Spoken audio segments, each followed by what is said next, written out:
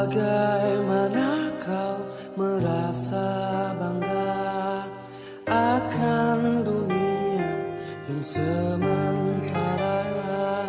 Bagaimanakah bila... Hei, ada pergerakan kawan. Kawan, kenapa mau bertali? Ini berbahaya. Ada apa? Gua nggak kuat lagi dengan hidup gua ini. Aduh, Gak pikiran gua. Jangan dipikirkan kawan. Mending kita belajar tentang apa ini pertalit, bagaimana cara terbentuknya dan apa saja kandungannya. Yuk, kuy. Jadi bahan bakar kendaraan yang sering kita temui sehari-hari seperti bensin, solar, pertamax, aftur itu merupakan minyak bumi. Jadi minyak bumi itu memiliki berbagai tingkatan. Tapi sebelumnya, apa sih minyak bumi itu? Jadi minyak bumi itu adalah bahan dasar dari pembuatan bahan bakar mulai dari bensin, solar, dan pertamax. Jadi minyak bumi itu memiliki beberapa penyusun utama seperti alkana, sikloalkana, dan senyawa aromatis. Nah, terus bagaimana sih proses terbentuknya minyak bumi? Jadi menurut teori duplex, minyak bumi itu berasal dari jasad atau fosil dari hewan-hewan yang sudah mati dan sudah terkubur selama beribu-ribu tahun dan telah membatu. Jadi minyak bumi ini tergolong dalam bahan bakar atau sumber daya alam yang tidak dapat diperbaharui, karena proses pembentukan minyak bumi itu sangat lama, membutuhkan ribuan tahun untuk terbentuknya sebuah minyak bumi.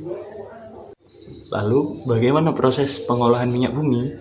Jadi sebuah tambang minyak bumi tidak langsung menghasilkan sebuah produk dalam bentuk bensin ataupun solar, namun masih dalam berbentuk minyak mentah. Nah, minyak mentah ini kemudian diolah. Ada beberapa tahap pengolahan tersebut. Tahap pertama, minyak bumi diolah dengan destilisasi bertingkat. Nah, di sini terdapat beberapa fraksi. Fraksi pertama ini menghasilkan gas yang sering kita sebut dengan LPG. Fraksi kedua disebut nafta atau gas bumi. Nah, nafta ini tidak dapat langsung digunakan, namun bisa diolah kembali menjadi bensin atau premium atau bahan petrokimia lainnya. Kemudian ada fraksi ketiga yang menghasilkan minyak tanah dan aftur. Dan ada fraksi keempat yang sering digunakan sebagai bahan dasar bahan bakar kendaraan diesel, yaitu solar. Dan fraksi kelima yaitu fraksi terakhir. Nah, fraksi ini menghasilkan sebuah produk yaitu sebuah aspal dan lilin. Kemudian ada pengolahan tahap kedua. Ada beberapa tahap, yaitu pertama, perengkahan atau cracking. Pada proses ini dilakukan perubahan struktur kimia senyawa-senyawa hidrokarbon yang meliputi pemecahan rantai, alkilasi, polimerisasi, reformasi, dan isomerisasi. Kemudian ada proses ekstraksi, yaitu pembersihan produk dengan menggunakan pelarut.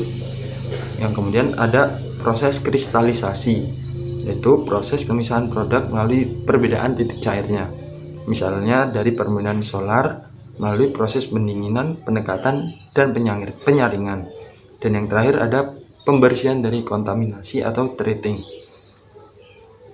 Pada proses ini, minyak bumi yang telah jadi dibersihkan dari kotoran-kotoran halus seperti dengan cara menambahkan soda kaustik atau NaOH. Nah, dari hasil pengolahan yang tadi dapat disimpulkan terdapat beberapa tingkatan hasil olahan minyak bumi. Berikut ini adalah hasilnya.